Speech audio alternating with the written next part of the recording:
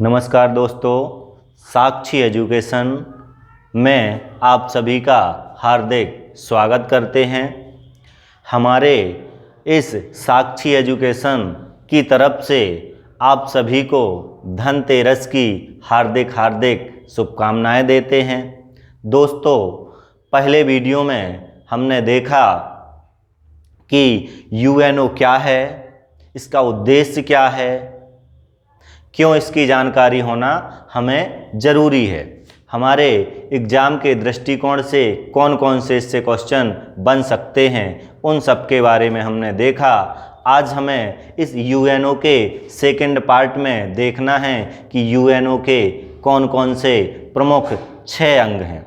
तो दोस्तों, हमने आप लोगों को पिछले वीडियो में बताया था कि यूएनओ के जो प्रमुख 6 अंग हैं, पहला है हमारा महासभा, दूसरा सुरक्षा परिषद, तीसरा आर्थिक एवं सामाजिक परिषद, चौथा न्यायिक परिषद, पांचवा अंतर्राष्ट्रीय न्यायालय और छठवां हमारा अंतिम है सचिवालय।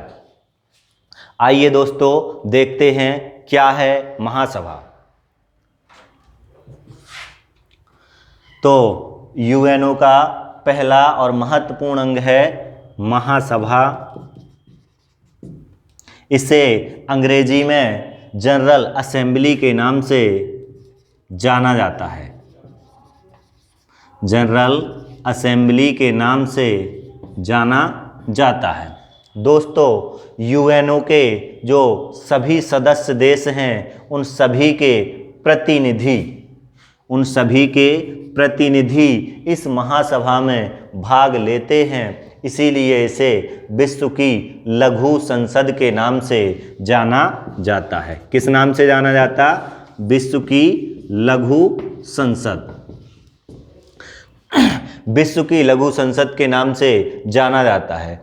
इसके आगे हम चर्चा करें तो इस महासभा की प्रतिवर्ष बैठक होती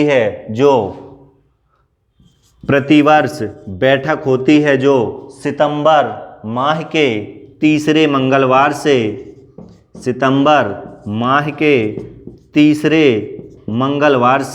शुरू होकर मध्य दिसंबर तक चलती है। कब? तीसरे मंगलवार से शुरू होकर मध्य दिसंबर तक चलती है। दोस्तों, इसके आगे हम बात करें कि यूएनओ की पहली महिला अध्यक्ष हमारी भारत की विजय लक्ष्मी पंडित, जो हमारे देश के प्रथम प्रधानमंत्री पंडित जवाहरलाल नेहरू की बहन थीं, वो रह चुकी हैं।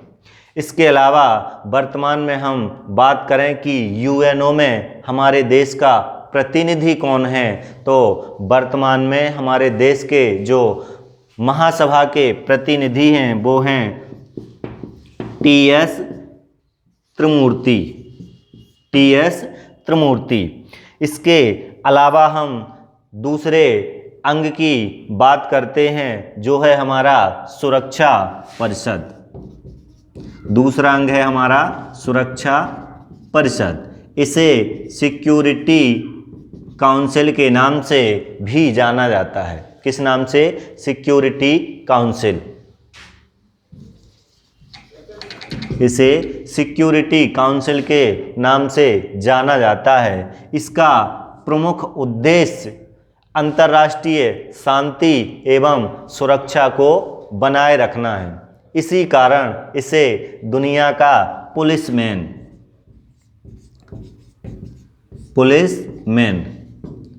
इसी कारण इसे दुनिया का पुलिसमैन की संज्ञा दी गई है। दोस्तों, हमने अपने आसपास देखा होगा, जब कभी भी कोई भी हिंसा होती है, कोई भी घटना घटती है, तो वहाँ हम पाते हैं कि पुलिस हमारी रक्षा करती है। इसीलिए इसे सुरक्षा परिषद को दुनिया का पुलिसमैन कहा गया है। इसमें सदस्यों की संख्या टोटल 15 है, जिसमें से 5 स्थायी सदस्य हैं। स्थायी सदस्य देश कितने हैं? 5 और 10 अस्थायी सदस्य देश हैं।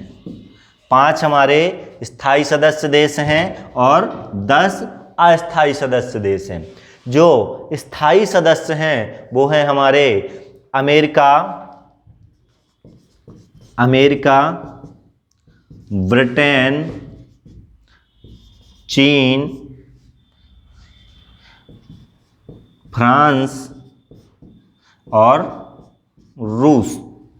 दोस्तों, इनको याद करने के लिए हम एक ट्रिक का इस्तेमाल भी कर सकते हैं, ABCFR। इस माध्यम से आप इन 5 नामों को याद रख सकते हो। प्रत्येक 2 वर्ष के लिए अस्थायी सदस्यों का चुनाव किया जाता है। तो अस्थायी सदस्यों का कार्यकाल कितना होगा? 2 वर्ष। और प्रत्येक वर्ष सुरक्षा परिषद के जो अस्थायी सदस्य हैं वो प्रति वर्ष 2/3 सदस्य पद मुक्त हो जाते हैं। दोस्तों, हमने देखा स्थायी सदस्यों की संख्या 5 है, अस्थायी सदस्यों की संख्या 10 है। स्थायी सदस्यों का कोई कार्यकाल नहीं है, ये परमानेंट रहेंगे। अस्थायी सदस्यों का कार्यकाल 2 वर्ष है। प्रत्येक वर्ष 2/3 सदस्य क्या होंगे? सेवा मुक्त हो जाएंगे। इसके अलावा हम बात करें कि जो सुरक्षा परिषद के स्थायी सदस्य हैं, इन्हें एक प्रकार की वीटो शक्ति, जिसे नकारात्मक शक्ति के नाम से जाना जाता है।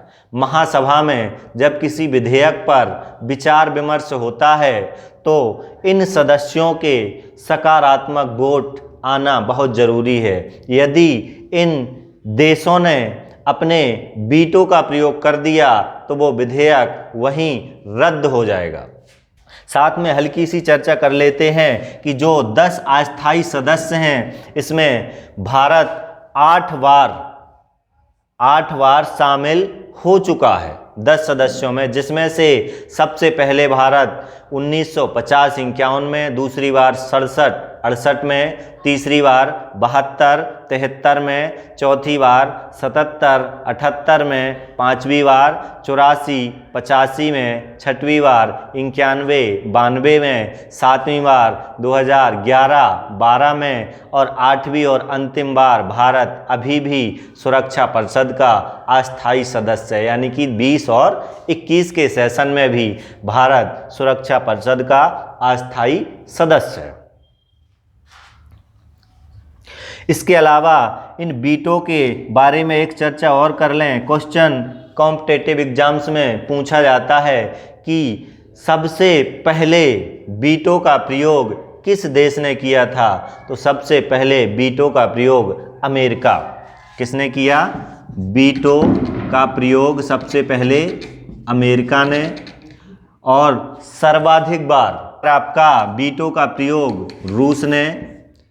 पहली बार आपका अमेरिका है, इसने अभी तक 46 बार वीटो का प्रयोग किया है। इसके बाद सर्वाधिक बार आपका रूस 120 बार वीटो का प्रयोग कर चुका है। इसके अलावा आपका चीन आपका 5 बार वीटो का प्रयोग कर चुका है। पहली बार चीन ने वीटो का प्रयोग बांग्लादेश के खिलाफ 1972 में किया था। दोस्तों, तीसरा संगठन है हमारा आर्थिक एवं सामाजिक परिषद। तो आइए थोड़ा सा पहले रिकॉल कर लें, फिर इसके बाद तीसरे संगठन की ओर चलते हैं।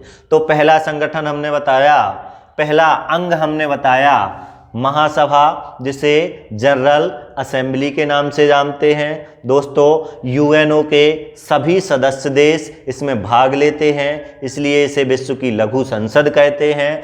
इसका जो अधिवेशन होगा प्रत्येक वर्ष सितंबर माह के तीसरे मंगलवार से शुरू होकर मध्य दिसंबर तक चलेगा। इसके आगे फिर हम बात करें कि उन 193 सदस्य देशों में भारत भी शामिल है। तो भारत के प्रतिनिधि अभी TS त्रिमूर्ति हैं। महासभा में। इसके अलावा हमने सेकंड अंग की बात की, जिसे हम सुरक्षा परिषद और सिक्योरिटी काउंसिल के नाम से जानते हैं। इसका उद्देश्य है कि अंतर्राष्ट्रीय स्तर पर, वैश्विक स्तर पर शांति बनाए रखना। दोस्तों, इसीलिए इसे दुनिया का पुलिसमैन भी कहा गया है, क्योंकि पुलिस ही हमारी रक्षा करती है। पुलिस का काम ही है शांति बनाए रखना। इसके अलावा इस सुरक्षा परिषद में 15 सदस्य हैं, जिसमें से 5 स्थायी, 10 अस्थायी। स्थायी सदस्यों में देखा हमने अमेरिका, ब्रिटेन, चीन, रूस और फ्रांस। इसके अलावा अस्थायी सदस्यों में हमने देखा 10 अस्थायी सदस्य हैं, जो सुरक्षा परिषद द्वारा 2/3 सदस्यों के बहुमत से चुने जाते हैं, जिनका कार्यकाल 2 वर्ष होता है। इसके अलावा हमने वीटो की चर्चा की कि स्थायी सदस्यों को वीटो पावर प्राप्त है। सबसे पहली बार वीटो का प्रयोग अमेरिका ने किया था, रोडेशिया के प्रश्न पर 1971 में। सर्वाधिक बार वीटो का प्रयोग रूस ने किया, 120 बार, और चीन ने वीटो का प्रयोग 5 बार किया। चीन ने पहली बार बांग्लादेश के खिलाफ 1972 में वीटो का प्रयोग किया था। चलिए देखते हैं हम तीसरा अंग कौन सा है यूएनओ का।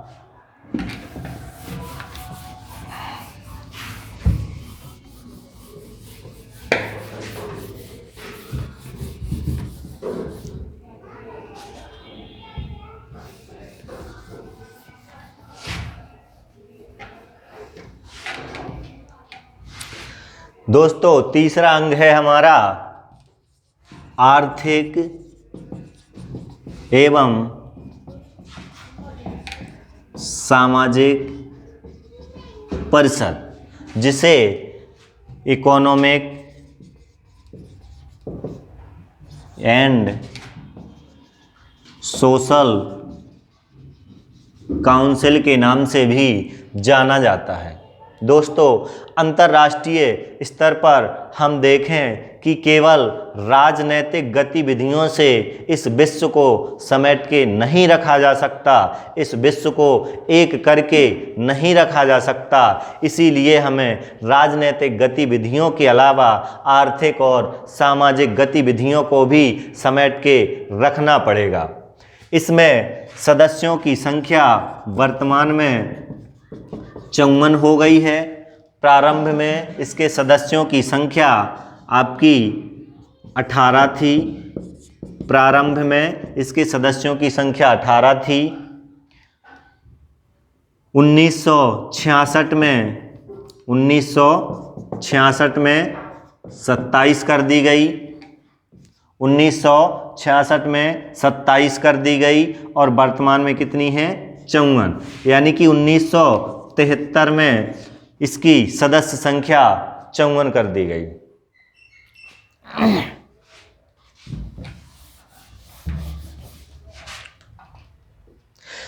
चलिए दोस्तों, देखते हैं तीसरा संगठन कौन सा है। तो तीसरा संगठन हमारा आर्थिक एवं सामाजिक परिषद है, जिसे इकोनॉमिक एंड सोशल काउंसिल के नाम से भी जाना जाता है। दोस्तों, हमने वैश्विक स्तर पर देखा कि विश्व को यदि कंट्रोल करना है, यदि इसको समेट के रखना है, तो केवल राजनीतिक गतिविधियां ही काफ़ी नहीं हैं। इसके लिए हमें आर्थिक और सामाजिक परिस्थितियों पर भी काम करना पड़ेगा। दोस्तों, इसमें इसकी सदस्य संख्या की बात कर लेते हैं। तो प्रारंभ में 1945 में इसकी सदस्य संख्या 18 रखी गई थी। 1966 में इसकी सदस्य संख्या बढ़ा करके 27 कर दी गई और 1973 में इसकी सदस्य संख्या को बढ़ा करके 54 कर दिया गया।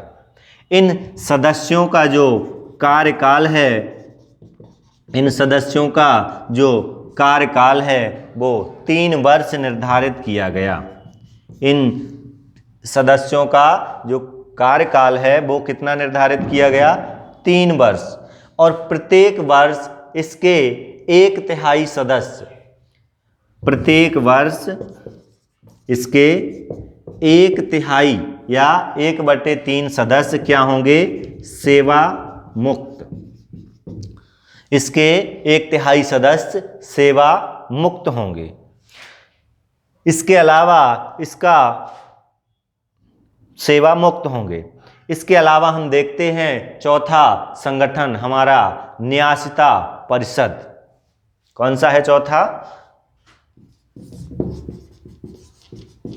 न्यासिता परिषद, जिसे ट्रस्टीशिप के नाम से भी जाना जाता है।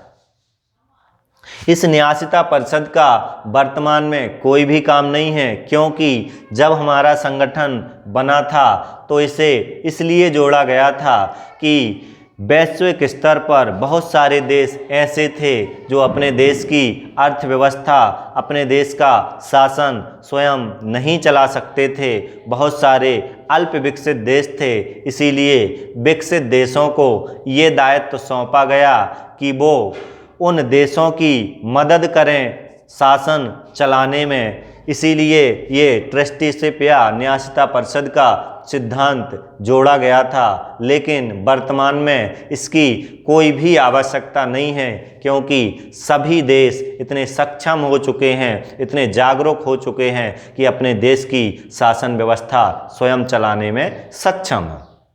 इसके अलावा हम देखते हैं यूएनओ का 5वां और महत्वपूर्ण अंग कौन सा है?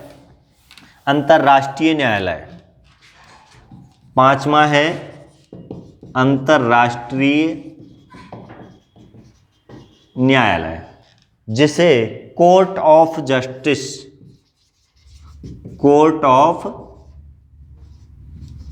जस्टिस के नाम से भी जाना जाता है।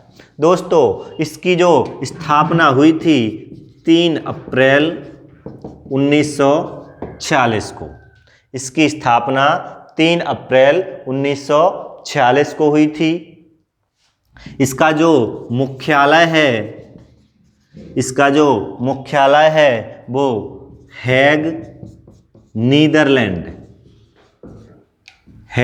नीदरलैंड में स्थित है।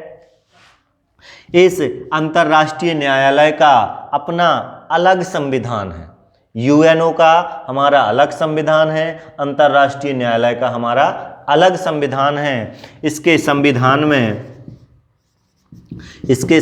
में 5 भाग, या फिर हम लिख दें 5 अध्याय और 70 अनुच्छेद। कितने हैं? 5 भाग और 70 अनुच्छेद हैं। इस अंतर्राष्ट्रीय न्यायालय में हमारे भारत के 4 न्यायाधीश काम कर चुके हैं।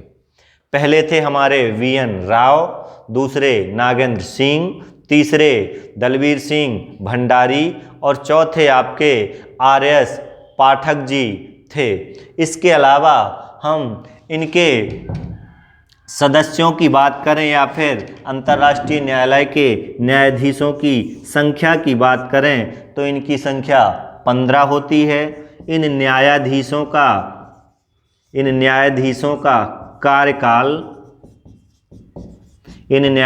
का कार्यकाल 9 वर्ष होता है। कितना? 9 वर्ष। दोस्तों, कंफ्यूज नहीं होना है। पहले हमने देखा सुरक्षा परिषद, उसके सदस्यों का कार्यकाल 2 वर्ष। फिर देखा आर्थिक एवं सामाजिक परिषद, उसके सदस्यों का कार्यकाल 3 वर्ष। फिर इसके बाद हमने देखा अंतर्राष्ट्रीय न्यायालय, इसके जो न्यायाधीश होंगे वो टोटल होंगे 15, इनका कार्यकाल होगा 9 वर्ष। और जो गणपूर्ति या कोरम है वो भी हमारा कितना होगा? 9। गणपूर्ति या कोरम। गणपूर्ति का मतलब है कि इस अंतर्राष्ट्रीय न्यायालय में काम करने के लिए कम से कम न्यायाधीशों की संख्या, जिसे हम गणपूर्ति या कोरम कहते हैं। इसके अलावा आगे हम बात करें 6वें अंग की, तो 6वां अंग है हमारा सचिवालय। 6वां अंग है हमारा सचिवालय, जिसे सेक्रेटेरिएट के नाम से भी जानते हैं। इस सचिवालय में दिन प्रतिदिन का काम होता है। क्या होता है? यूएनओ के दिन प्रतिदिन का काम होता है। इसके अलावा इसका जो प्रमुख होता है वो कौन होता है? महासचिव। जो सचिवालय का प्रमुख होगा वो कौन होगा? महासचिव। अब महासचिव का कार्यकाल कितना होगा? 5 वर्ष। इस महासचिव को चुनेगा कौन? तो महासचिव को सुरक्षा परिषद की सिफारिश पर चुना जाता है। दोस्तों, इसके अलावा यदि हम बात करें, क्वेश्चन पूछे जाते हैं इस महासचिव से कि प्रथम महासचिव कौन थे? प्रथम महासचिव कौन थे? तो प्रथम महासचिव थे हमारे त्रिगवेली। प्रथम महासचिव थे हमारे त्रिगवेली, जो नॉर्वे देश के थे। कहाँ से थे? नॉर्वे देश से। क्वेश्चन पूछा जाता है कि सचिवालय के दूसरे महासचिव कौन थे? तो दूसरे महासचिव थे हमारे डैग हैमरशोल्ड। डैग हैमरशोल्ड ये हमारे स्वीडन के थे। और एकमात्र महासचिव जिसकी हवाई दुर्घटना में मृत्यु हुई, एकमात्र महासचिव जिसकी हवाई दुर्घटना में मृत्यु हुई, कौन थे? डैग हैमरशोल्ड। अब क्वेश्चन पूछा जाता है कि यूएनओ के उस महासचिव का नाम बताइए जो प्रथम एशियाई था, या प्रथम एशियाई महासचिव। प्रथम एशियाई महासचिव हमारे थे यू थाट, जो थे हमारे म्यांमार से। कौन थे? You that. ये थे हमारे पड़ोसी देश म्यांमार। प्रथम एशियाई महासचिव थे। इसके अलावा यदि हम बात करें कि वर्तमान में यूएनओ के महासचिव कौन हैं, तो आपके पुर्तगाल के पूर्व प्रधानमंत्री एंटोनियो गुटेरेस। कौन है वर्तमान में? पुर्तगाल के पूर्व प्रधानमंत्री एंटोनियो गुटेरेस। इनकी जो नियुक्ति हुई थी 1 जनवरी 2017 को हुई थी, जो अभी वर्तमान में कार्य कर रहे हैं। दोस्तों, अपेक्षा करते हैं कि यूएनओ से संबंधित जितने भी क्वेश्चन आपके कॉम्पिटिटिव एग्जाम्स में आते हैं, सभी को हमने इन संगठनों में समेट के रखा है कि आपका कोई भी क्वेश्चन किसी भी प्रतियोगी परीक्षा से बाहर ना जाए। आप लोगों को वीडियो को अच्छे से देखना है, बार बार देखना है। जो चीज़ समझ में ना आए उसे कमेंट बॉक्स में ज़रूर बताना है, उसे हम नेक्स्ट वीडियो में आपको बताने की कोशिश करेंगे। दोस्तों, दीपावली आने वाली है। आप सभी लोगों को साक्षी एजुकेशन की तरफ से दीपावली की हार्दिक हार्दिक शुभकामनाएं।